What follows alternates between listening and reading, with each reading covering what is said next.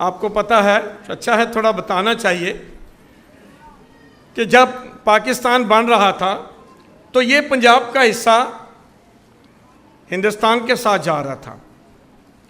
मुस्लिम league, कायदे आज़म की जो मुस्लिम लीग थी, उसके पास इतने वोट नहीं थे कि ये हिस्सा पाकिस्तान के साथ मिलता।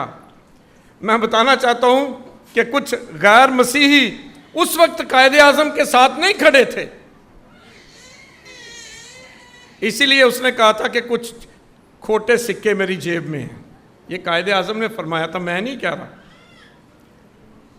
तैयार नहीं थे उसको वोट देने के लिए, इसीलिए हिंदुओं के एक रहनुमा ने यह नारा लगाया था, ये असेंबली के सीढ़ियों पे, जो पाकिस्तान बनाएगा, हाँ जी, सीने पे गोली खाएगा। तो हमारे रहनुमाओं ने क्या कहा था? पाकिस्तान बनाएंगे, सीने पे गोली खाएंगे। और फिर उन्होंने अपना वोट कायदे आज़म के हक में दिया और पंजाब का ये हिस्सा आज पाकिस्तान के साथ है। सो पाकिस्तान को बनाने में जो अहम हिस्सा है वो मसीहियों ने अदा किया है। इसलिए आए आज अपने मसीही रहनुमाओं को, जिन्होंने अपना वोट देकर इस मुल्क को बनाया, जोरदार तालियों के साथ सलाम करें। हमने इस मुल्क को सिर्फ बनाया ही नहीं है, हमने इसकी तामीर भी की है। पाकिस्तान जब बना, तमाम महकमों में मुल्क को चलाने वाले कौन थे? सारे मसीही थे। उस वेले पढ़े लिखे ही मसीही सन। रेलवे का जो महकमा है, इसके हेड कौन थे? सारे मसीही थे। बिशप लॉरेंस जॉन सल्डाना, जो इनसे पहले हमारे बिशप साहब थे, उनके वालिद रेलवे में एक बहुत बड़े अफसर थे। ये रेलवे चलाया। उस वक्त हमारी एयरफोर्स किसने चलाई? सारे मसीही थे। पहला स्पीकर कौन बना था असेंबली का, पंजाब असेंबली का? कौन था? मसीही, जिसने वोट दिया। अभी आपने उसका नाम लिया है, एसपी सिंघा साहब। अस्पताल कौन चला रहा था उस वक्त? कौन चला रहा था? क्रिश्चियंस, मसीही।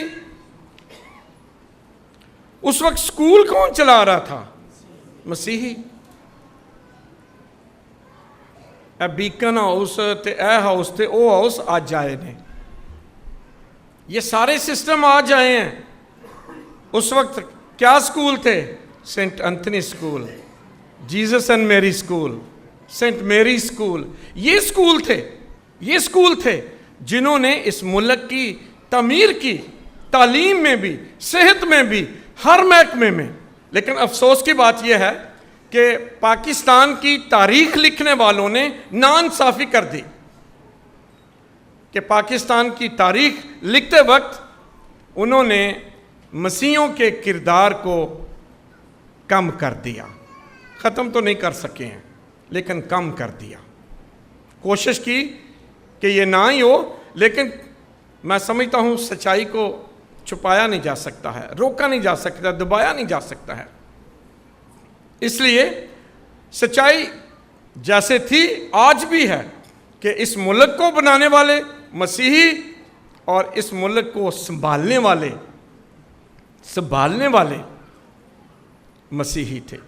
जब हिंदुस्तान से काफिले आए, ये वाल्टन रोड पे थे, बहुत बड़ा कैंप था काफिलों का।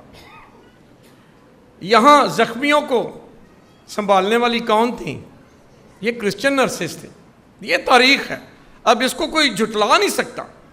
कायदे आज़म को, जो हमारा फाउंडर है, हमारा कायद है, मुल्क का बानी है, ज़िंदगी के आखिरी लम्हात में उसके साथ कौन था? Christian nurse. उसकी बीमारी में अस्पताल तक पहुंचाने तक उसको कोई उसके साथ नहीं आया। अगर कोई साथ गया तो ये क्रिश्चियन नर्स थी। और उसने अपनी याददाश्त में लिखा है कि कोई मुल्क का सरबराह था, कोई हॉस्पिटल तक ले जाने वाला उसको नहीं था। और आखिर उसको कौन लेके गया? हमारी क्रिश्चियन नर्स।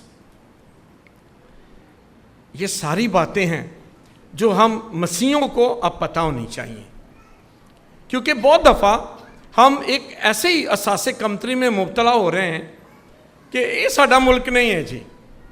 कई बार तो लोग कहते हैं फादर साहब आ वेखो एडियां सख्तियां होंदियां ने, पोप साहब को कहो जहाज़ घलन तो सानू लै जान।